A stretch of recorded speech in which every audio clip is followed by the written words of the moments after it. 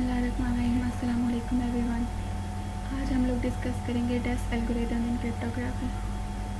Cryptography basically is the study of encryption and decryption mechanisms. आज जो हम algorithm discuss करने जा रहे हैं क्रिप्टोग्राफी में वो डेस है। DES stands for data encryption standard. It is a symmetric key cryptographic algorithm.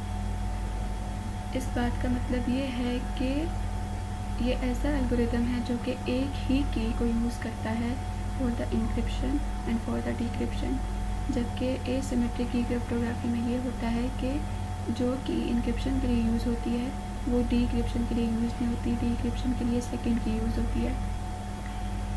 और डेस जो है वो 64 बिट के मैसेज और 64 बिट की पे काम करता है। डेस को सॉल्व करने के लिए हमने इसकी फंक्शनैलिटी को या इसकी वर्किंग को 2 पार्ट्स में डिवाइड किया है। फर्स्ट पार्ट में हम देखेंगे सब की जनरेशन और दूसरे में इंक्रिप्शन। तो अब हम सब की जनरेशन वाले पार्ट को डिस्कस करते हैं। सबसे पहले सब की जनरेशन में ये होगा कि जो हमारे पास ओरिजिनल की है वो सेवरल अदर कीज़ में डिवाइड हो जाएगी। मीन्स एक जो ओरिजिनल की है वो मज़ीद 16 कीज़ में डिवाइड होगी।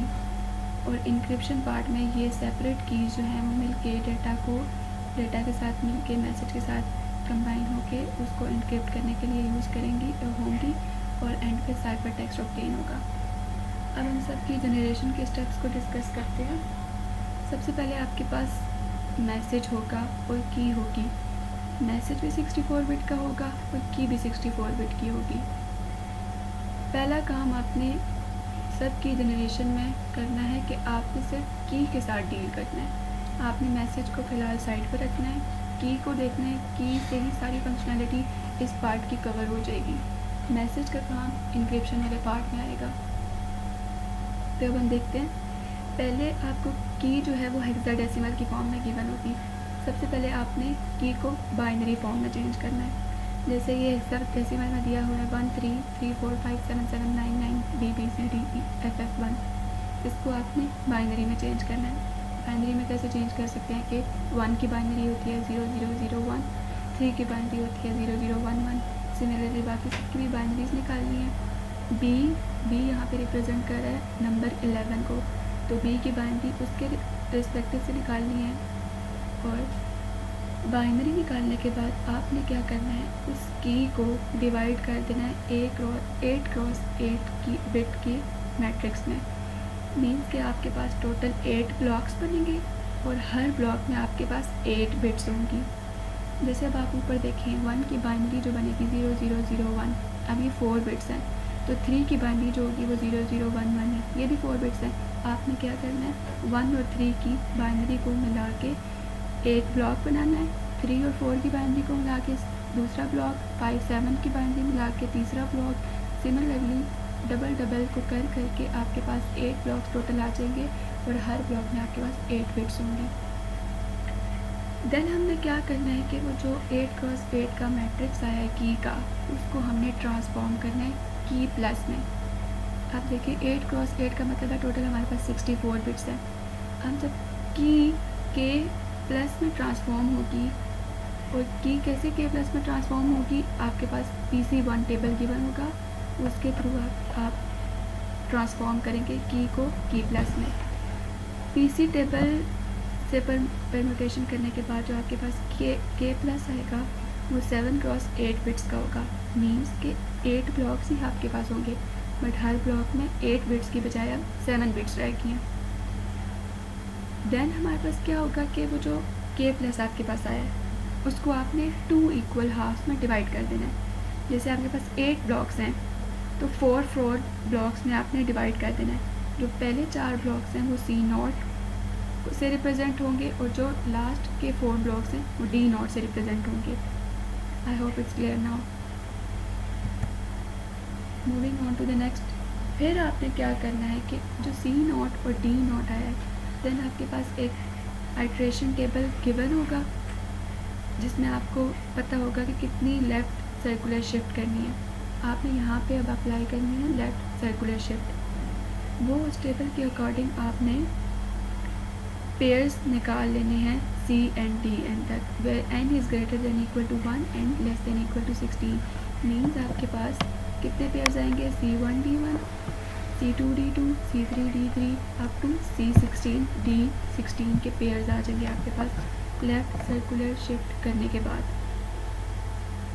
फिर आपने जो भी C and DN का पेयर होगा वो जो है वो परम्यूट करेगा PC2 से, और फिर आपके पास रिस्पेक्टिव की फॉर्म होगी। जैसे फॉर एग्जांपल आपके पास पहला पेयर है C1 D1 का पेयर, उसको आपने उसकी परम्यूटेशन की PC2 टेबल से, तो आपके पास आ गई की 1। सिमिलरली आपने C2 D2 के पेयर की परम्यूटेशन की PC2 टेबल यूज़ करते हुए, तो आपके पास की 2 आ गई। इसी तरह जो C16 और D16 पेयर जो था उसकी परम्यूटेशन की आपने PC2 टेबल के थ्रू, तो आपके पास 16th की आ जाएगी। ये टोटल आपके पास आ जाएंगी की 1 से लेकर की 16। यहाँ पे इस पार्ट पे काम होता है एंड आपके पास कीज़ आ चुकी हैं, सब की जनरेशन का जो स्टेप है वो कंप्लीट हो चुका है। अब हम मूव ऑन करेंगे इंक्रिप्शन की तरफ। अब हमारे पास सेकंड पार्ट आ जाता है इंक्रिप्शन का। अब इंक्रिप्शन में भी हमने सेवरल स्टेप्स को फॉलो करना होता है ताकि हम एंड पे साइफर टेक्स्ट को ऑब्टेन कर सकें। इंक्रिप्शन में हमारा सारा काम मैसेज के साथ होता है, जबकि सब की जनरेशन में हमारा काम था की के साथ।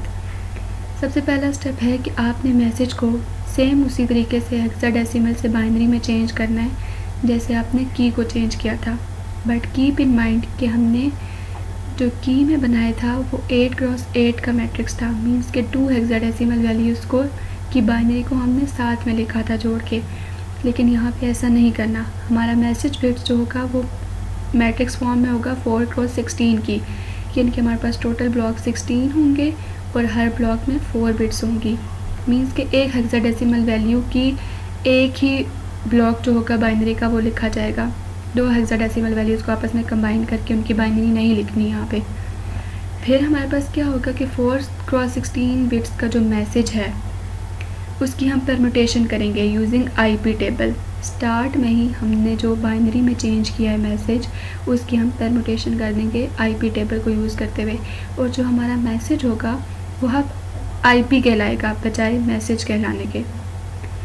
फिर हमने क्या करना है कि उस IP को जिसकी हमने परम्यूटेशन किया IP टेबल को यूज़ करते हुए, वो भी 4x16 का ही मैट्रिक्स बनेगा। उसको हमने स्प्लिट कर देना है इक्वल हाफ्स में L0 और R0 में। 16 का हाफ होता है 8 ब्लॉक्स, मीन्स के L0 में भी 8 ब्लॉक्स आएंगे और R0 में भी 8 ब्लॉक्स आएंगे, और हर ब्लॉक में 4 बिट्स होंगी। और L0 हमारे पास टोटल 32 बिट्स का बनेगा और R0 भी हमारे पास टोटल 32 बिट्स का बनेगा। फिर हमने क्या करना है कि Ln और Rn को कैलकुलेट करना है यूजिंग द गिवन फार्मूलाज। अब Ln हमारे पास क्या है, Ln equal to Rn minus 1, यानी कि अगर हम L1 फाइंड करेंगे n हमारे पास 1 होगा तो L1 is equal to R0 बन जाएगा, और R1 इसी तरह बन जाएगा R1 equal to L0 plus function of R0 key 1 by putting the value of n equal to 1।